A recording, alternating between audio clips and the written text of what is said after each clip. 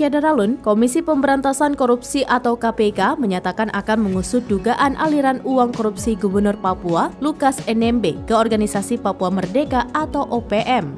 Pernyataan ini disampaikan Wakil Ketua KPK Alexander Marwata saat dimintai keterangan terkait pemeriksaan terhadap istri Lukas NMB, Yulse Wenda, mengenai ada atau tidaknya aliran dana kepada salah satu tokoh OPM, Benny Wenda.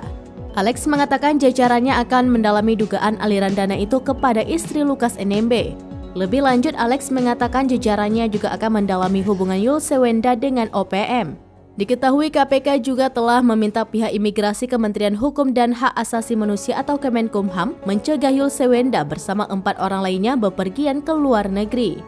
Tindakan ini dilakukan agar para pihak yang diduga berkaitan dengan perkara ini bersikap kooperatif. Pada Oktober 2022 lalu, KPK juga telah memanggil Yulse dan anaknya Astrak Bonati Moramo sebagai saksi dugaan suap dan gratifikasi Lukas NMB, tetapi mereka mangkir.